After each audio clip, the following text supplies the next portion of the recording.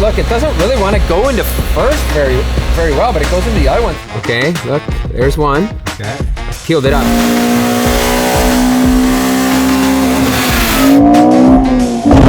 Oh! We're gonna break the dash. Yeah.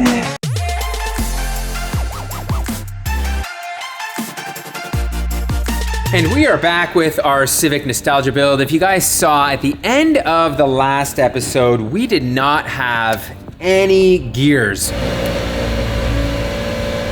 BP? Won't go in gear? What is going on? So that means we likely have a hydraulic issue where the pressure plate is not being disengaged. So the first thing we need to do here is check the slave, and we did bleed this, so that doesn't seem like it could be the culprit, but you never know. If air is trapped somewhere, then that certainly could possibly be an issue. So you can see I've got the slave right here, and everything looks fine with it, so we're just gonna try to bleed it first. And the only thing that could have happened here is that there's a pocket of air that's just been caught like in this area, so turning this up might help. I'm not fairly confident on that, but we'll see here in a second. Just go slow. Okay. Yep. Oh yeah, there's a bunch of air there. We may have gotten it out there. Go ahead, do it again. Well, that might be our mystery solved there. There's still air coming, so it looks like we're just gonna continue to bleed this thing again and again, and hopefully that's what we had, was just a bunch of air. You can see, wow. And we bled this quite a bit, so I'm not exactly sure what the issue is. Okay, so here we are. Going into gear. Look, it doesn't really want to go into first very well, but it goes into the other one. I don't like that slave, DP. I think we just replaced the slave. Like, it's working now. You can see. Yeah. It's going through the gears, so I can certainly get it into all the gears. So that was our problem, which is good. However, I just don't love, it still feels a little tight, so we have a much newer slave off of the D series, so I think we're just gonna swap that guy over at this point. We are now moving on to the check engine light, and in order to get the ECU, let's say, into diagnostics mode, you do have to jump this plug right here.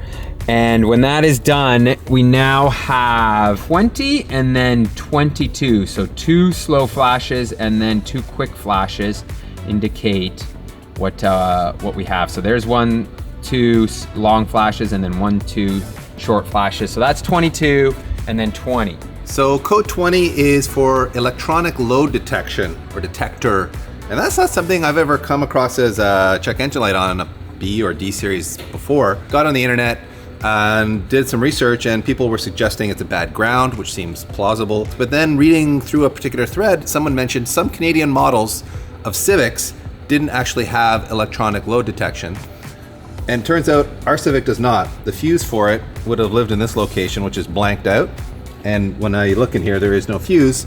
Jumped over to the Integra, and sure enough, it does have that fuse. And if this sticker wasn't completely worn off, it would say electronic load detector on there. So I think by swapping the fuse out of the Integra in here, it looks like the fuse box is wired for it. We should just be able to drop that in there, and hopefully that makes the code go away. So let's give this a shot and see if it works.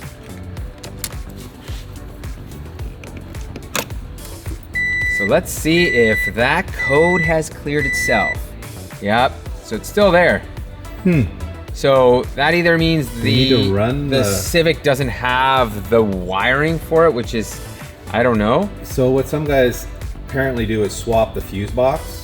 Oh God. But we don't want to get into that. No. You can disconnect the resistor on the ECU to kill that check engine light. Oh, yeah. If you really want that light off that badly. Yeah. We'll have to think about that. We'll have to think about this one. Anyway, the good news is it shouldn't have any impact on the way the car runs. No, it shouldn't. So, other than a pesky check engine light though, DP. We do not want a check engine light on this thing. I know. 4 wires, DP, 4 wires, and I managed to get one of them wrong, and that's why we have a check engine light for that VTEC oil pressure. This wire here is the blue and red, and guess what? I wired it into the blue and green, so this should literally be a swap of pins right here. Put this wire back in here, and it will clear the code. One can hope. So let's see what happens here. I'm kind of praying that the other one goes off as well, because it may have had something to do with like the electric load detector if the other one wasn't working. And we still have 1, 2. So we do have 20. Which is the ELD, yeah. But you can see, so the oil pressure switch has cleared. However, the ELD has not. So the internet has once again saved us in terms of getting rid of that check engine light with that ELD code.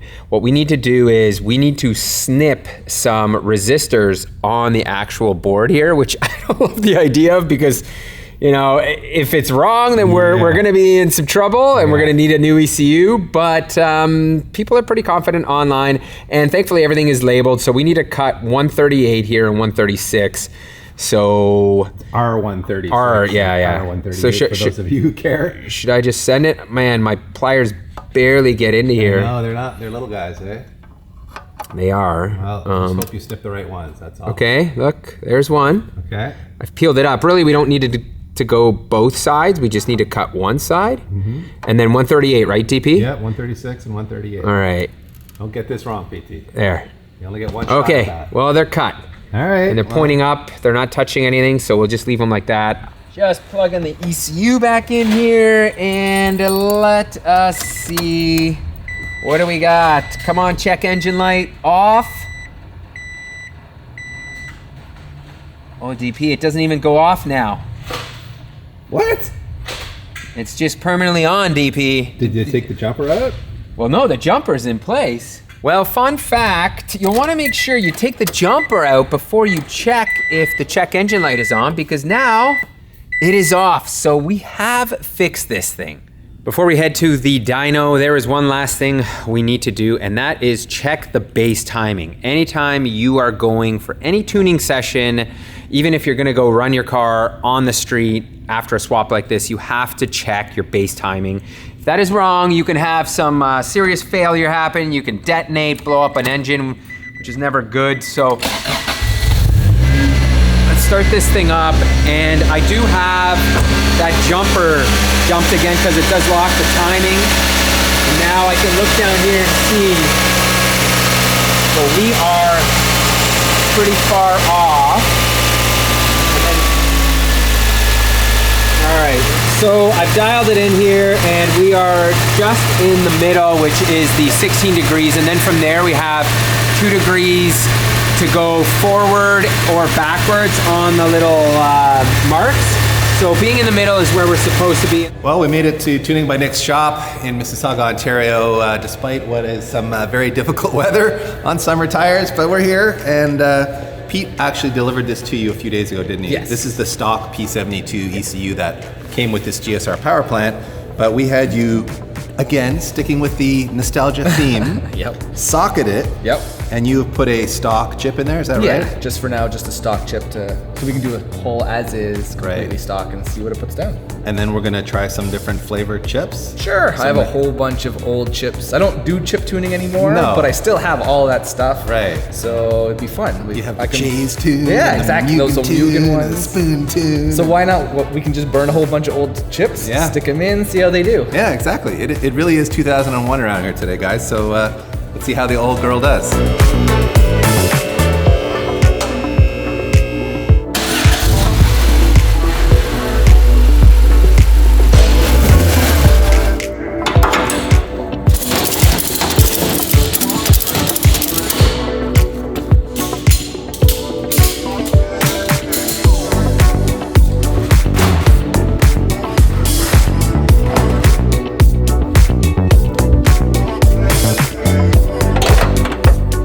Now for the most popular segment of all of our dyno videos, and that is the guess the horsepower number. I think this should make 165 at the wheel. You think so? Yeah. 165. That's what I was gonna guess. Well, I was gonna say 155, so I'm going low today, 155. Nick's saying 165? 165. I mean, it does have, an intake and an exhaust. Exactly. All right, I'm going 167 then. Oh, PT's the optimist today. That's the first, I think. So we're all kind of in the ballpark. I mean, if it's healthy and normal and it runs properly, it's going to make in that It'll ballpark. either make way less than we expect or way more. Yeah, let's find out, but expect 160-ish, everybody. I think so.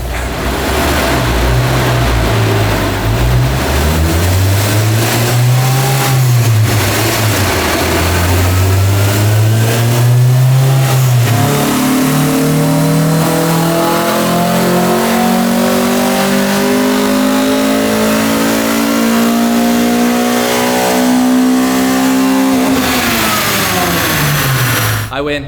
Yes, you do. As you would expect, the tuner knew what his dyno would make with an engine he's probably tuned 1,000 times. So 164.37, closest man wins. He was even under a bit, which is the Price is Right rule. So Listen, we didn't do 3 polls, you know. No, it's true. So We could have chased the number. I bet you it would have come up to my over 165. I think it would have come down as it got hotter, Peter. It would have come down to my numbers. So anyway, it's healthy. That's what we were hoping to see. Yeah, very healthy. Because this was a bit of a mystery motor and out of a mystery car.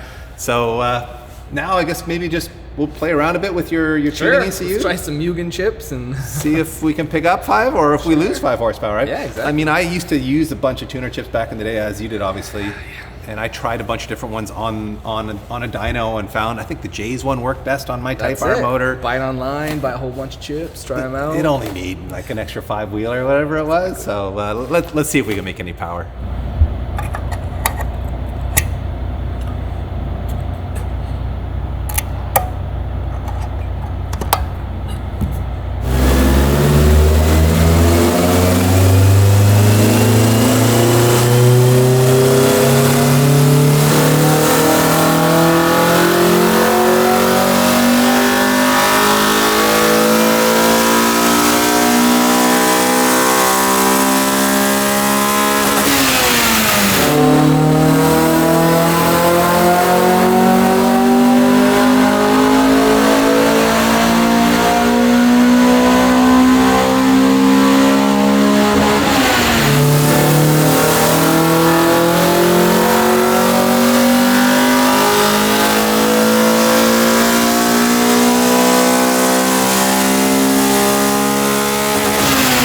Chip number 1, that is our mystery Mugen chip. Yeah.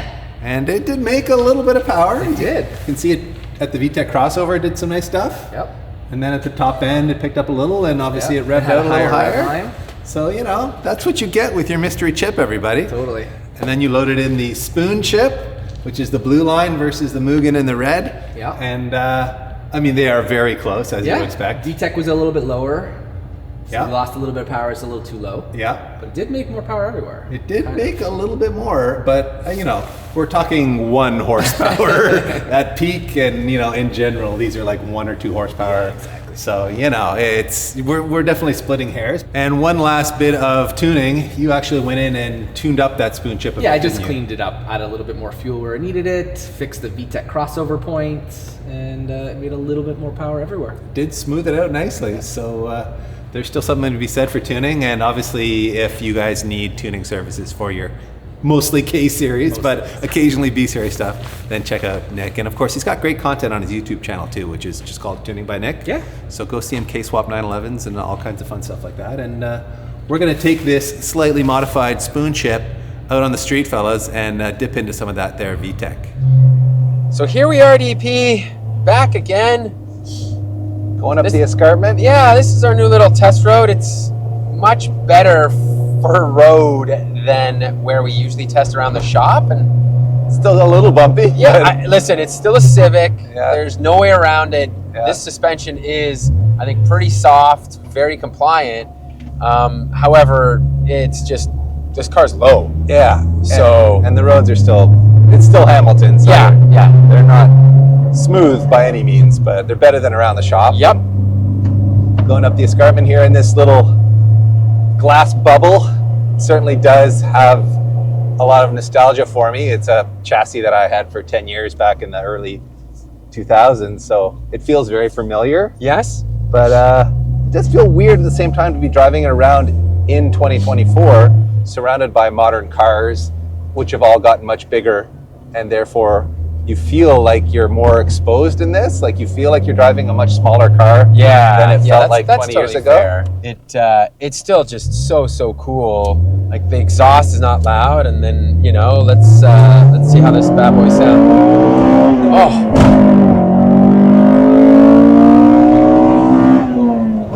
All right. So good. We don't want to scare this guy in the Sentra because, he might have an Altima in his driveway. That's right. He could stick us in a ditch at any moment. Yeah. But it feels like a B series Honda, doesn't it? It's got that sound. It's not crazy fast. It's got good top end. Yeah. The VTEC just sounds so good, and I think we did the right thing. Put a quiet exhaust on this thing so you can hear all the motor, which I love. Yeah.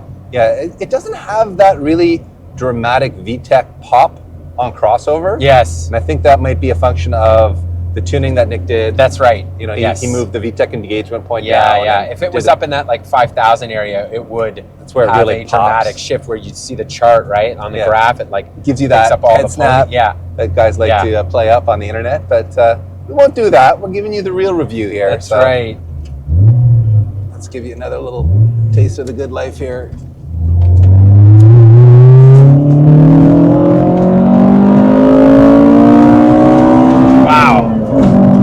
Gearing's way longer than I expected. Yeah, GSR gearing is longer than B16 or Type R gearing. Yeah. That is a thing for sure. The K-tune shifter is really nice though. It's got really good, very positive feel to it. Yeah, that was the right call. And there's nothing there, and then all of a sudden there we go, it's screaming. Yeah, it is all about the top end of these cars. Like, there's really not a lot happening before 5,000 RPM. You really gotta ring these things out. But that's the whole beauty of it, nostalgia of it, right? It is. It feels exactly how it used to, right? Oh yeah, a little wheel hop, that's what you need. Yeah. A little second gear wheel hop, you need that too. Oh. Bring it out to 8,500. And all right, GT, I can't save all the that's VTEC right. for myself. You gotta let me jump in here for a second. All right, let's we are this too low thing. for sure. We're gonna break the dash. It's just enough power. Yeah. It is slow by is. modern day standards. Yeah. Like there's just no torque. Exactly. And I think that's the new cars are just so much torquey. better because they provide so much torque. Not better, Peter, just torquier. Fair enough. Fair point. But that torque is just that fill really is the gap, I think, from the 90s where like these motors are gutless. And when you consider this like against a K24, K20, sure, they're much torqueier. There's so much torque here, right? And I think that's where the disparity lies. And part of that is displacement, and part of that is the IVTEC system. Exactly. Allowing you to like this fill the center of the power curve. This is certainly. But really, you don't build one of these. You don't want to own one of these for torque or for modern, power levels. You want it for the whole nostalgic experience. That's right. Well, there you go, fellas. That is our nostalgic EG sedan build, and what a fun one it's been. What a fun car this is to drive. It really does transport you back to the 90s, the early 2000s, when these cars were, this was the best-selling car in Canada. These were very common and therefore very cheap, and therefore the kinds of cars that young guys would modify and go have fun with, like we've done with this. So it was really a fun way to kind of really relive our youth in that way, and I'm really stoked on the way it looks. And ultimately, this is not about it being, competitive with a modern car. It's about it being what it is, which is a lightweight sedan with cool wheels lowered and a B series swap to make all those cool VTEC noises. And it does all of that really, really well. Love the fact that it's like tucking a bit of tire back here. It definitely does give me a little of that JTCC vibe, which we were kind of initially envisioning with this build. So let us know what you guys think of this. Did we go far enough? Should we have gone crazier? Should we have put a giant turbo on it? And speaking of the 2000s, this was the power adder of choice. That's right, nitrous. A big shot of nitrous on these engines really did wake them up. And the question lies, should we do a NOS upgrade on this car or leave it as it is? So post in the comments, let us know. So thank you guys so much for watching, and we will see you in the next one. We got a lot of cool builds coming.